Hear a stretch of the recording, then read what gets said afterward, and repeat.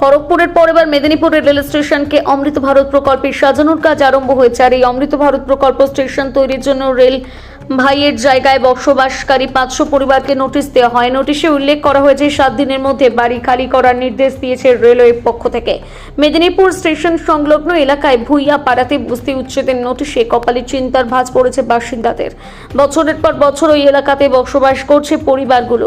বিগত প্রায় 50 বছরের কাছাকাছি এলাকায় বসবাস করছে পরিবারগুলো।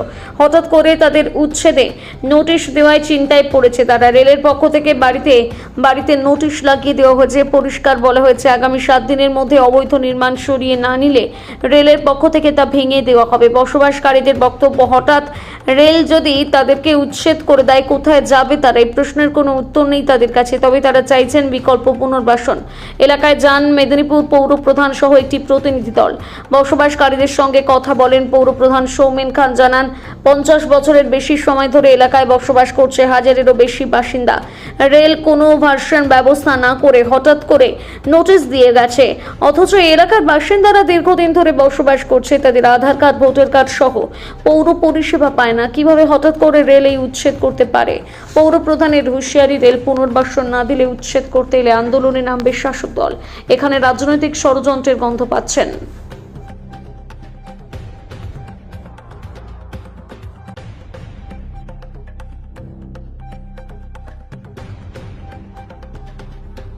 দেখা গেছে রেলের তরফ থেকে নোটিশ দেওয়া হয়েছে, এইখানে ভাঙবে বলছে। আমরা কোথায় যাব? আমাদেরকে জায়গা দো, না তো থাকতে দো। আমি লোকের বাড়িতে কাজ করে খাই, আর ছেলে পুলে নিয়ে আমি কোথায় যাব? কতদিন আছে? আজ 30-35 বছর আছে। দেশ বাড়ি আমার এইখানে। কি চাইছেন? আমাদেরকে উঠিয়ে দিলে জায়গা দিতে হবে, না তো থাকতে দিতে হবে। আপনারা তো এই এলাকায় ভোট দেন। হ্যাঁ। কাউন্সিলর কি প্রতিনিধিরা কেউ এসেছিল? আমরা গেছিলাম, আমাদের কথা কোনো শুনছে না। কার কাছে? সত্যপড়িয়া। এটা কত নম্বর ওয়ার্ড? এটা 25 নম্বর। এটা 25 নম্বর ওয়ার্ড। হ্যাঁ। আপনার নাম? সবিতা চার্লস। আমাদের সমস্যা কি, রেল দিয়েছে, নোটিশ দিয়েছে ঘর ভাঙার জন্য। কতদিনে? 7 দিন বলেছে তো। আর 7 দিনের মধ্যে কি ছাড়া যায়? বলুন। 7 দিনের মধ্যে কি আর ছাড়া যায়? যে 7 দিনের মধ্যে আমরা কোথায় যাব? চেনা পেনা নিয়ে আমরা কোথায় যাব? সেই রাস্তায় গিয়ে আমাদেরকে বসতে হবে, না দাঁড়াতে হবে? আর কোথায় আমাদের? কতদিন এখানে বসবাস করছি? ওই 25 বছরের মতন হচ্ছে আমরা। কি নাম? আমার লক্ষ্মী মুর্মু। কে বলছে এসব কথা? তৃণমূল এখন সবকিছুতেই বিজেপি ভূত দেখে। আরে বিধায়ক তৃণমূলের হতে পারে, সাংসদ হতে পারে, কিন্তু রেলটা তো ভারত সরকারের। রেলের জায়গায় লোক বসে আছে, রেল তার নিজের প্রয়োজনে উচ্ছেদ নোটিশ দিয়েছে। তো এটা বিধায়ক সাংসদের কি বলার আছে? এটা খড়গপুরেও হচ্ছে। বিষয়টা হচ্ছে রেল একটা বড় উন্নয়ন যজ্ঞে হাত দিয়েছে ভারত সরকারের নেতৃত্বে। অমৃত ভারত স্টেশন যেটা ঘোষণা হয়েছে, একাধিক স্টেশনকে অমৃত ভারত হিসাবে ঘোষণা করেছে ভারত সরকার। তার মধ্যে মেদিনীপুর স্টেশন আছে। তার সংস্কারের কাজ চলছে, কারণ অমৃত ভারত স্টেশন হওয়ার ফলে আগামী দিনে এই স্টেশনে বা এই এলাকার ইনকাম বাড়বে, স্টেশনের বিশেষ করে রেলের। তো স্বাভাবিকভাবেই উন্নয়নের জন্য এই কর্মকাণ্ড চলছে। এখানে তৃণমূলের আপত্তি নেই। এখন কিছু একটা নিয়ে তো তৃণমূলকে বলতে হবে। এই বিজেপি ভূত তাড়া করার কারণে তৃণমূল এখন এই সমস্ত ভুলভাল প্রলাপ বকছে। মানুষ এইসব কথাকে বিশ্বাস করে না, স্বীকারও করে না। আজকে ভারত সরকারের নেতৃত্বে এবং রেলমন্ত্রী অশ্বিনী বৈষ্ণবজির কর্মকুশলতায় ভারতীয় রেল আজকে দ্রুত গতিতে এগিয়ে চলেছে। তারই অঙ্গস্বরূপ এই অমৃত ভারত, যার মধ্যে মেদিনীপুর স্টেশন পড়েছে। তো রেল তার নিজের জায়গায় কাজ করবে, এতে কার কি বলার আছে? এক একটা পরিবার দেখা যাচ্ছে দীর্ঘদিন ধরে বসবাস করছে এখানে। ঠিক আছে, দাবি আছে যে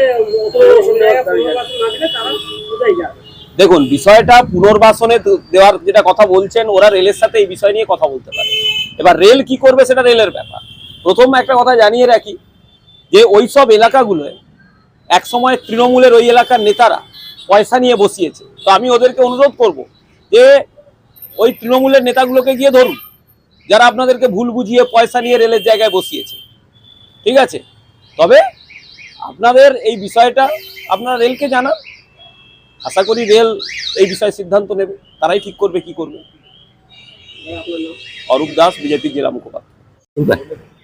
আমরাও বুঝতে পারছি না যে হঠাৎ করে রেল এই নোটিশ দিয়েছে, যে নোটিশটাতে কারো সই নেই, স্ট্যাম্প নেই, ডেট নেই, কে দিল।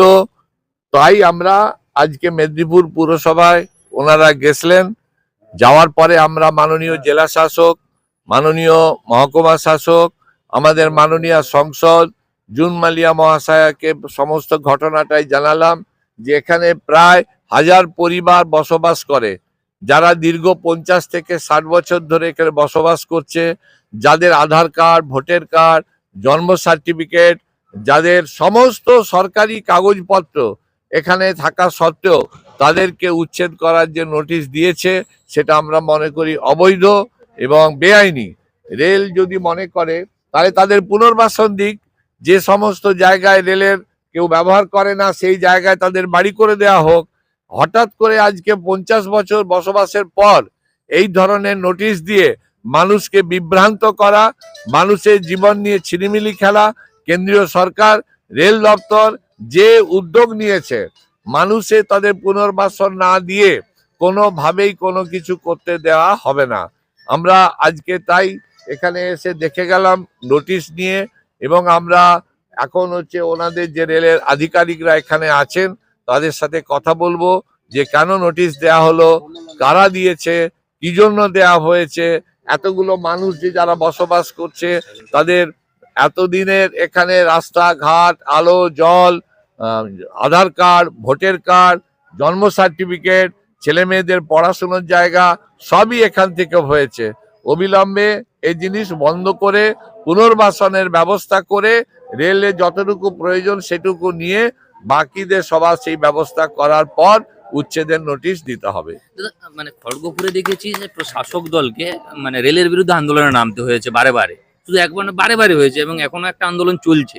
মানে মেদিনীপুরও কি সেই মানে ভয়াবহ স্থিতি বা সেখানকার মানুষ বুঝতে? আমাদের তো মনে হচ্ছে যে কেন্দ্রের বিজেপি সরকার যেহেতু এই শহরগুলোর পৌরসভা তৃণমূল কংগ্রেসের, এমপি তৃণমূল কংগ্রেসের বা এমএলএ শাসক দলের, সেই জায়গায় প্রতিহিংসা পরায়ণের মধ্য দিয়ে তারা এই কাজটা করতে চাইছে।